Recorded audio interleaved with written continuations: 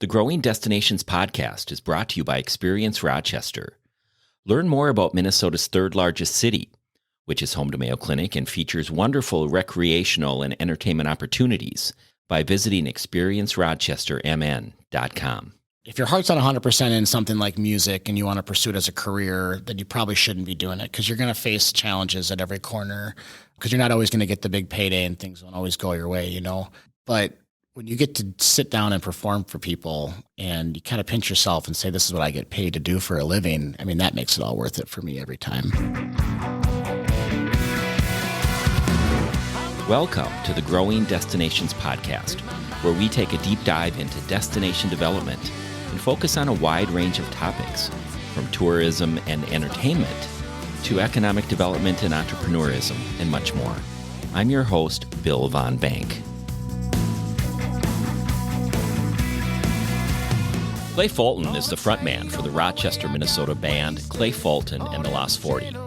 After selling his family restaurant in 2020, Clay embarked on a musical journey amidst the challenges of a global pandemic. His band tours throughout the Midwest, and last year performed at the coveted South by Southwest Festival in Austin, Texas. Drawing inspiration from folk traditions and the timeless craft of songwriting, Clay is currently working on his eagerly awaited third album. Clay Fulton, welcome to the Growing Destinations podcast. Thanks for having me.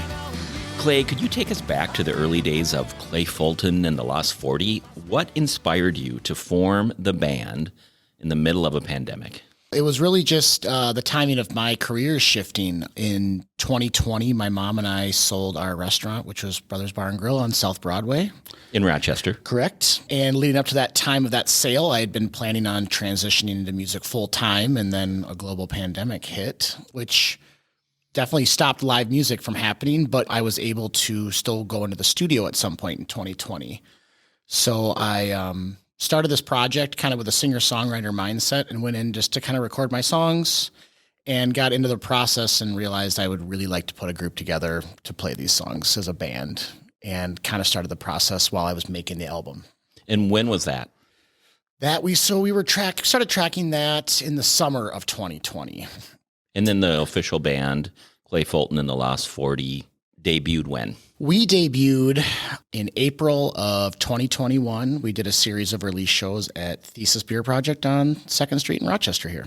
Let's dial back even further. I want to learn more about your interest in music and how that turned into this endeavor. Music's been a part of my life since I was really little. For the listeners out there, I wear a prosthetic leg, and when I was young, my level of physical capabilities was kind of unsure, and mom noticed that I was interested in music as a little guy, and I started taking guitar lessons when I was 5 and started writing songs when I was about 9 or 10 and been doing bands and that kind of stuff ever since.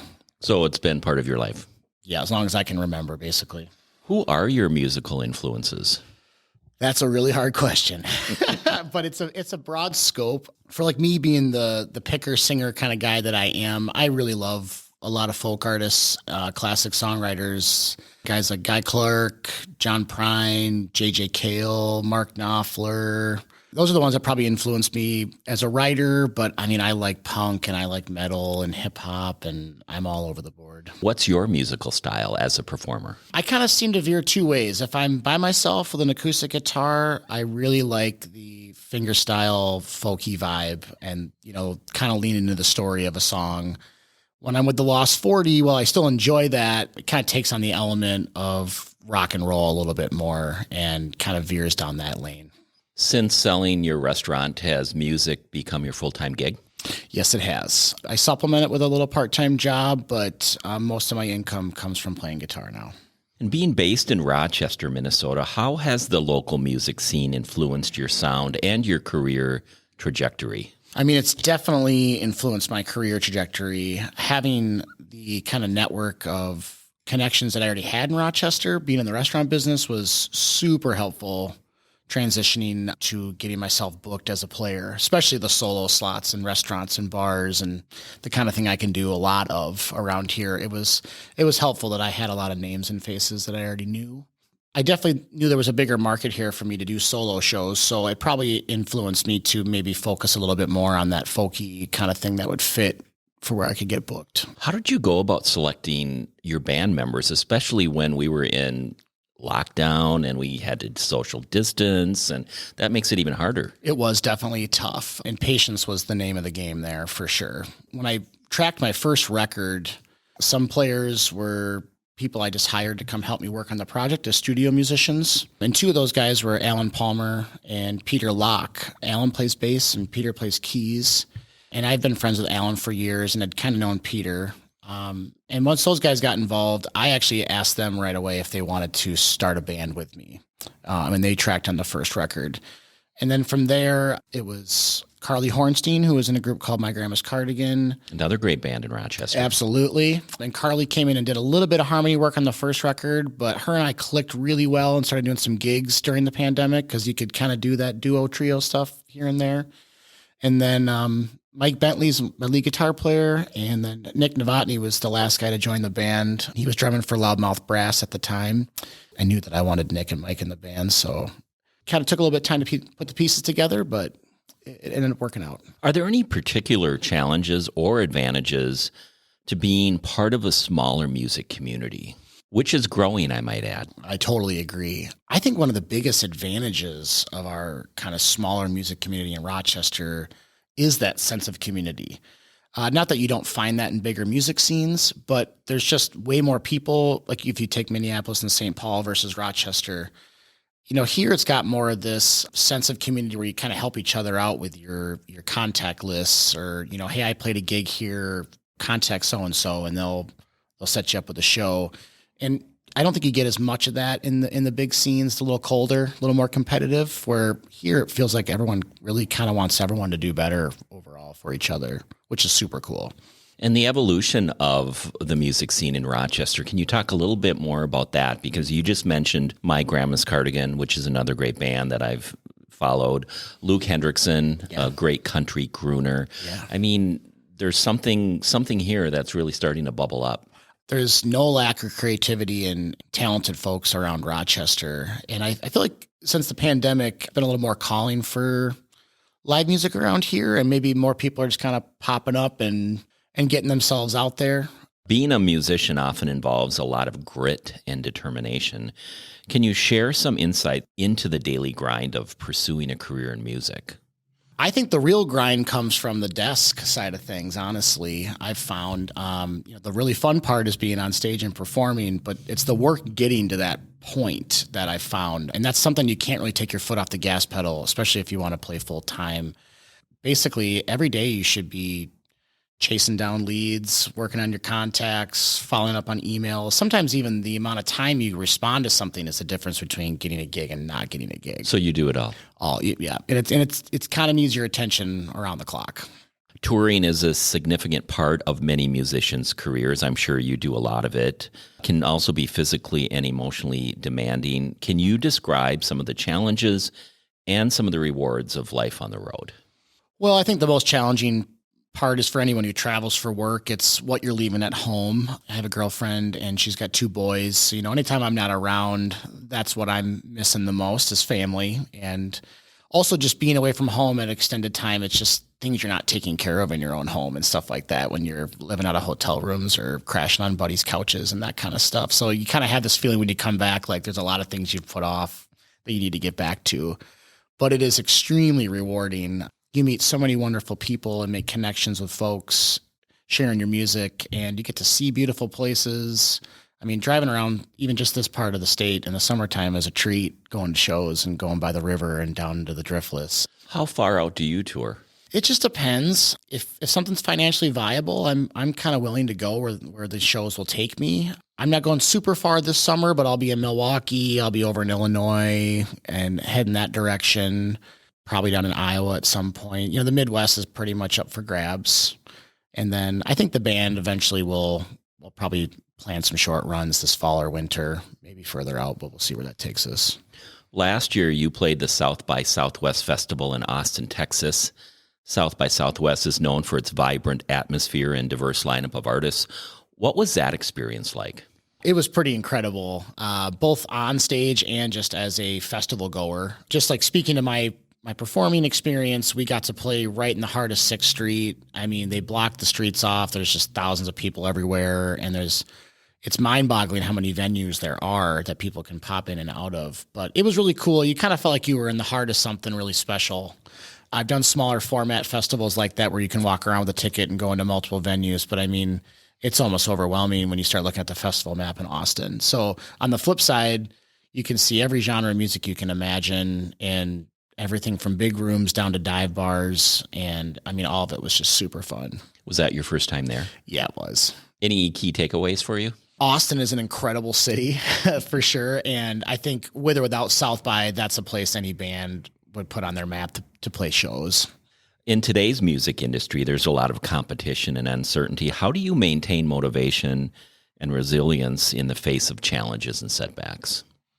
I think the motivation comes from the passion for what you do. And if your heart's not 100% in something like music and you want to pursue it as a career, then you probably shouldn't be doing it because you're going to face challenges at every corner because you're not always going to get the big payday and things won't always go your way, But when you get to sit down and perform for people and you kind of pinch yourself and say, this is what I get paid to do for a living, I mean, that makes it all worth it for me every time. And you have 2 albums out? I do, yes. Can you tell us about those? The first one was the one we recorded in 2020, and that one's called When Trouble Comes.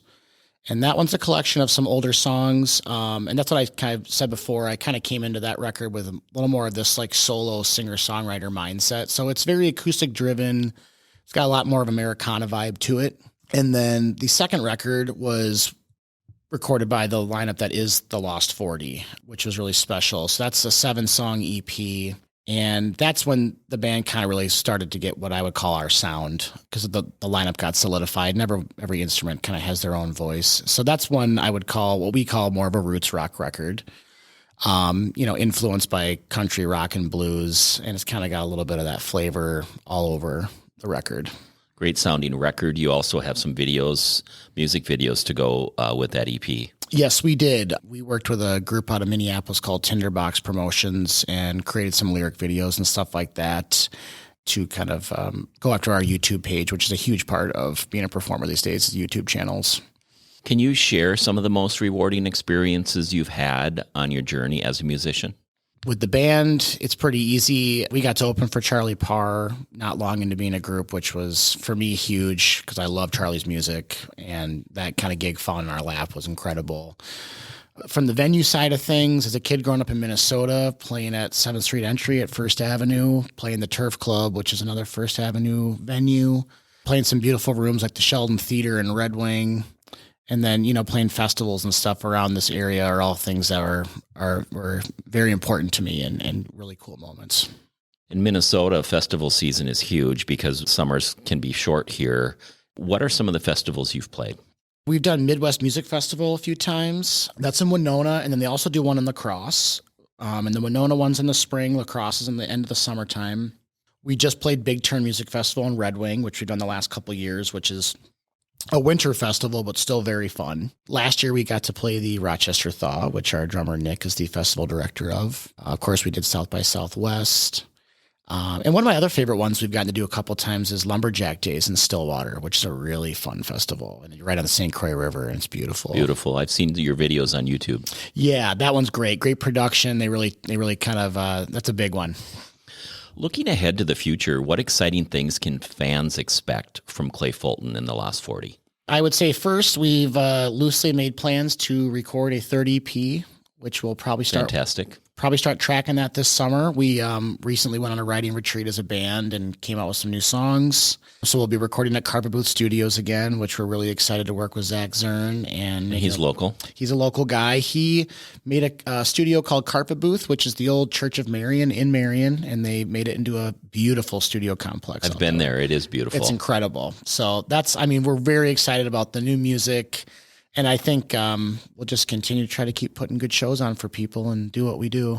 What advice would you give to aspiring musicians who are just starting their journey in the music industry?